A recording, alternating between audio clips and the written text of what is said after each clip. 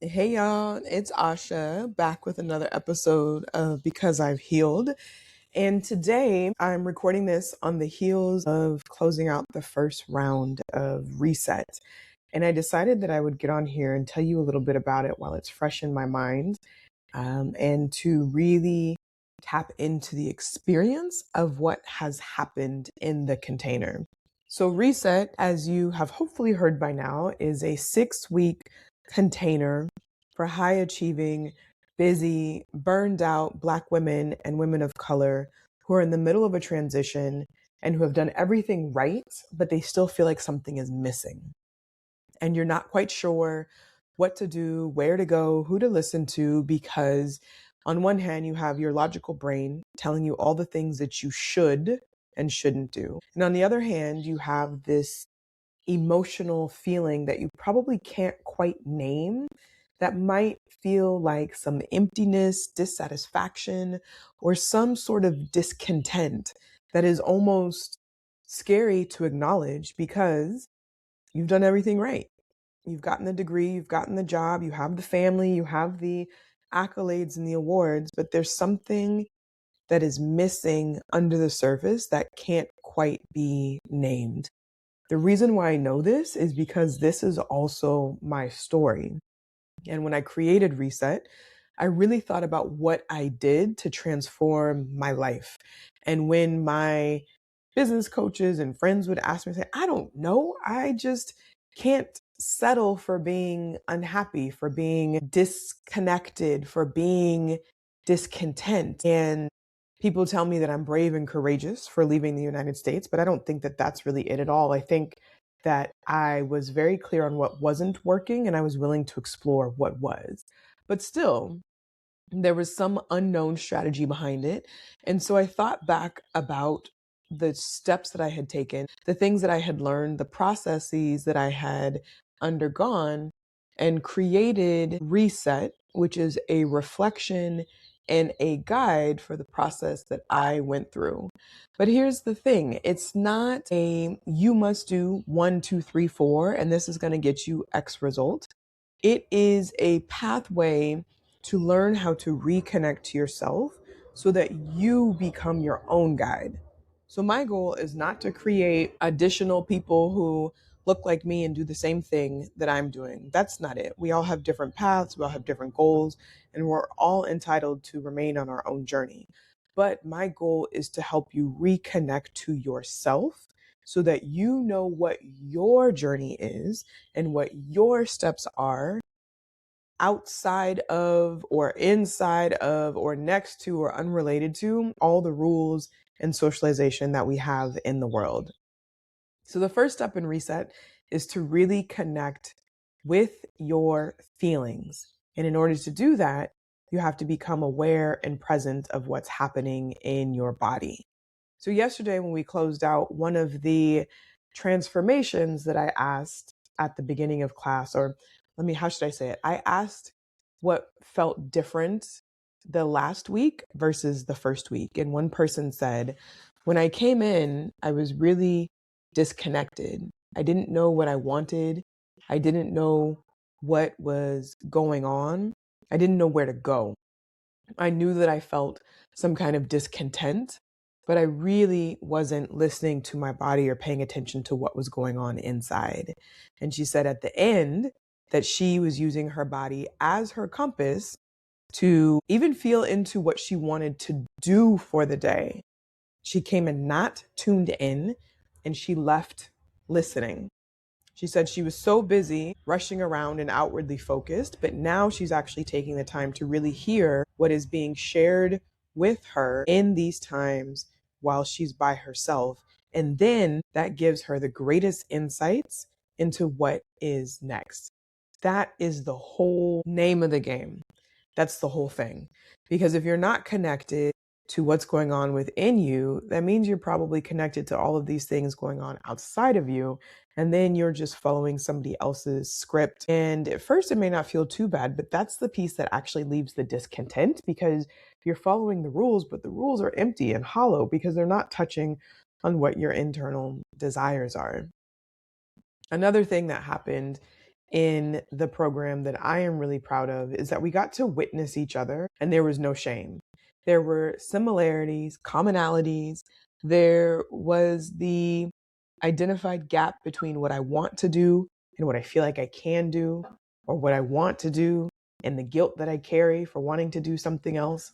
And we were able to witness that and also to soften it and to learn how to work with ourselves, to give ourselves the space and the nervous system regulation to be able to take small pieces at a time. What do I mean by the nervous system regulation? First, it starts with connecting. What is it that I want? All of us, I think, in the container said we wanted more spaciousness. And also, let me just say this too. When I'm talking to you, I'm saying we, because even though I'm leading the program, I am also doing this with you, because this isn't a one time reset.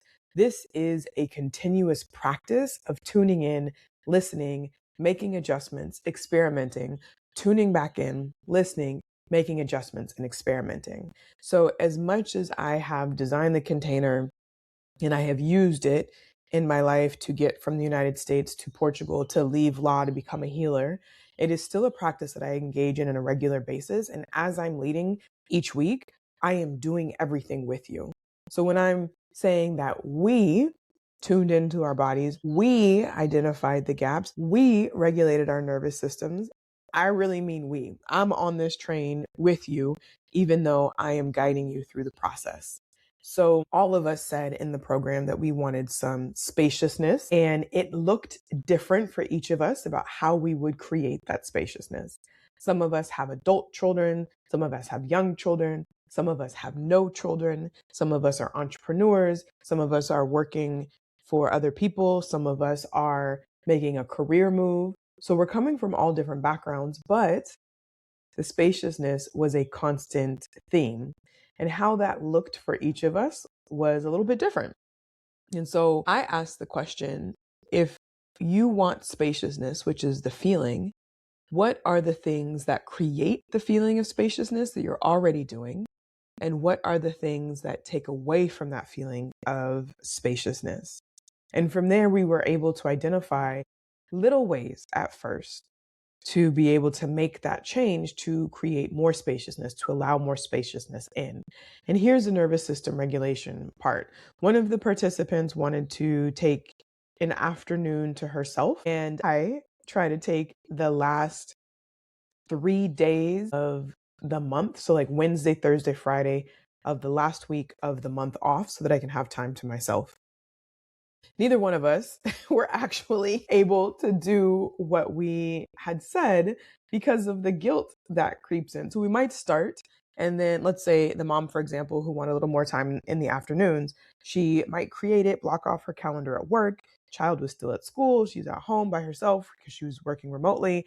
But then maybe I should do the dishes. Maybe I should start dinner. Maybe I should do this. Maybe I should do that, instead of just focusing on herself.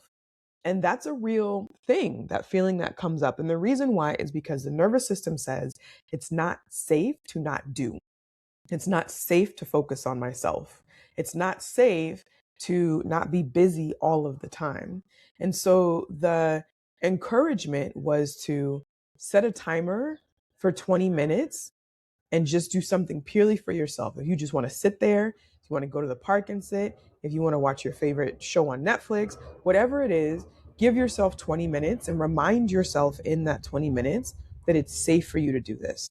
It's okay for you to do this, that this is care for you that will help your family and everyone else that is around you. And 20 minutes is doable. And then later it'll bump up to half an hour.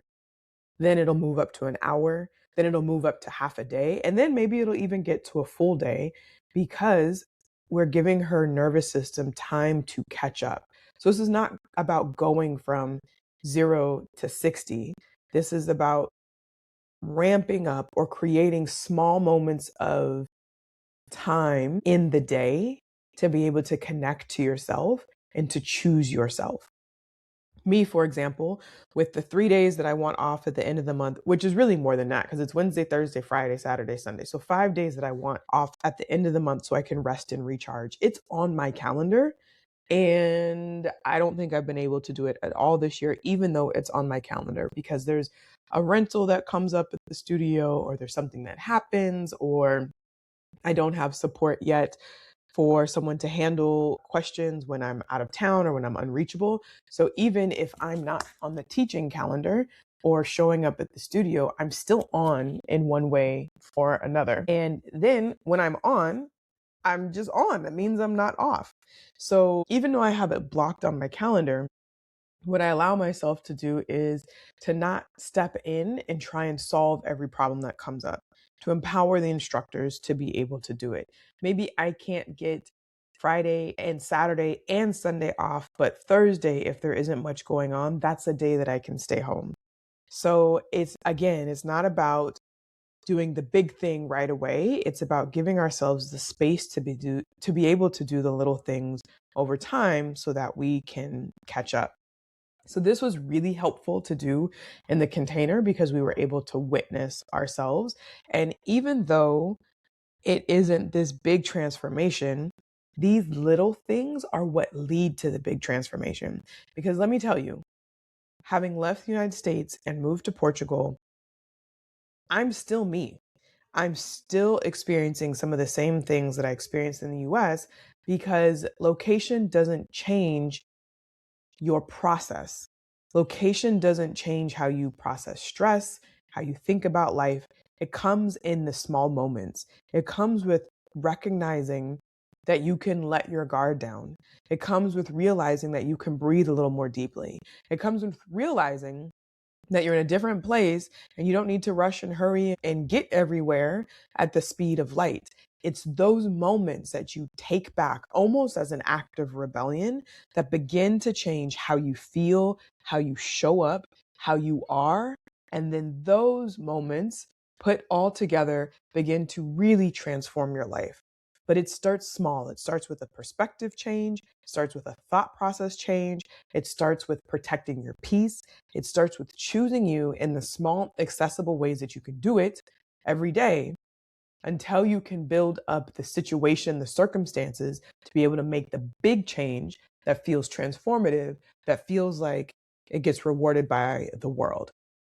So I just want to let you know that I'm not promising you at the end of Reset that you're going to move to another country. You might, but what I am promising you is that you will understand exactly what your body needs so that you can feel the emotions that you want to feel.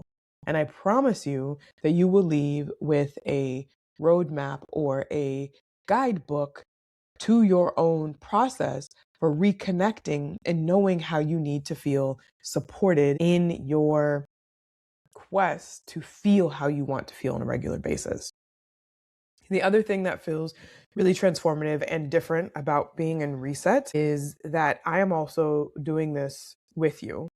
One of the pieces of feedback that I got, which was just beautiful to me to hear, especially because there is so much out there that makes you feel like you have to be the expert, that you have to know. And if you don't know, that you're not really as good as you think you are, or that if you don't know all the answers to everything, you'll lose credibility. But when I started teaching full time, and I've probably always kind of been like this, but when I started teaching full time at the community college in 2017, I promised myself that I would never tell my students that I knew something when I didn't. And I think that this is helpful in law, especially when you're teaching, because attorneys cannot promise to know everything for you, but we have learned how to investigate and how to look it up. Our skill set is in figuring it out.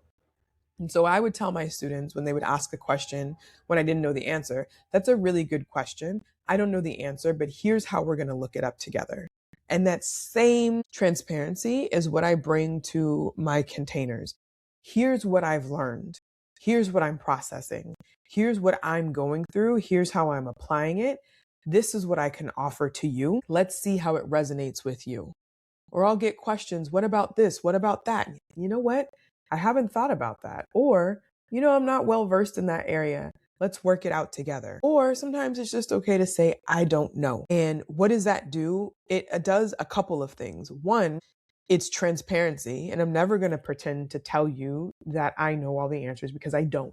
And actually, I think that that's a beautiful thing, that I don't know all the answers, because it allows me to stay curious and to continue to build. I don't need to know all the answers. Two, I don't need to know all the answers, because what I am doing in this container is I am empowering you and teaching you some skills and strategies and methods so that you can find the answers that are right for you. So I don't need to know all of the answers. And I will not tell you that I know all of the answers, because the answer for you is going to be different than the answer for me. But just like I teach my law students, my paralegal students, I will tell you a strategy that you can use to figure out the right answer. And that is what's empowering. It's not that you're going to get the script and have to follow it word for word. No, I am going to tell you the strategy. I'm going to help you understand how energy works, how your nervous system works, how you can process your thoughts and emotions so that you can create a framework that is absolutely right for you and aligned with your design. That is way more powerful than any kind of prescriptive method to get from point A to point Z. Point B? I don't know, whatever that phrase is. I think you get what I mean. So here's the reflection back to me that I felt was so beautiful. She said, "It's like watching you develop us, but we're also watching you develop you. It's encouraging to meet somebody who's sharing knowledge, but acknowledges that they're not all knowing. It makes me trust you more because you're being real."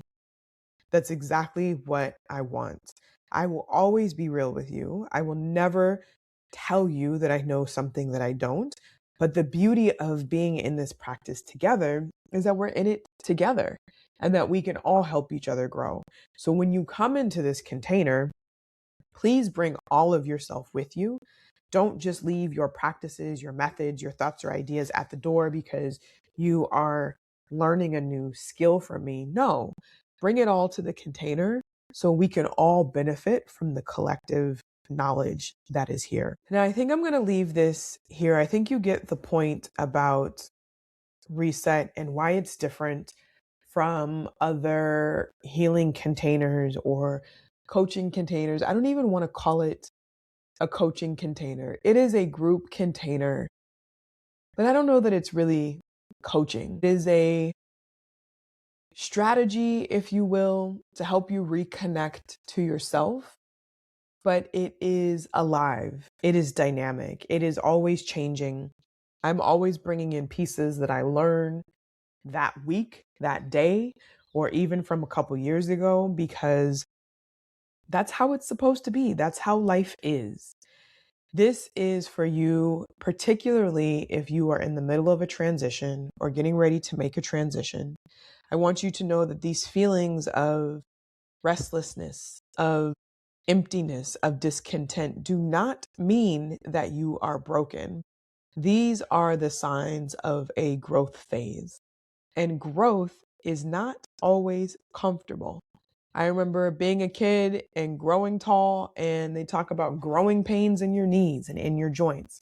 That's what this is. You're probably experiencing growing pains. And just like any other time when you have had to grow and learn new skills, having the support around you to remind you that you are not broken, that this is all normal, and here's how we're going to develop some skill to help us get through this period is immensely helpful. So you are not the first to feel the pull towards freedom and to wonder if you deserved it. You're not the first in your family, but you might be the first in your line to choose freedom deliberately. Your ancestors didn't sacrifice for you to be exhausted. They wanted you to be free. What you will do over the 6 weeks when you join Reset or in the 2-day retreat plus the 4 weeks of support is an act of lineage healing. But it starts with you and it will touch everybody who comes after you. This is the work. It is amazing. And I want to invite you, if you feel connected, intrigued, or curious about it, to check out Reset. For this round, the doors are open now for joining our group online and in person in Lisbon. Both those groups begin June 7th, which is a Sunday, or you can join the 2-day retreat, July 3rd and 4th, at the studio in Lisbon. This is perfect if you don't live here or if you are out of Lisbon and would like to come in. You will be surrounded by a community of women who are on a similar path as you, who are looking for answers, but they want the answers to come from within inside themselves. You will be transformed. You will feel more empowered. You will be more connected. That I can promise you. What it's going to look like at the end, I do not know, but I know that you will be transformed. If you're interested in learning more, please check out the show notes down below and let me know if you have any questions. All right. Ciao, ciao.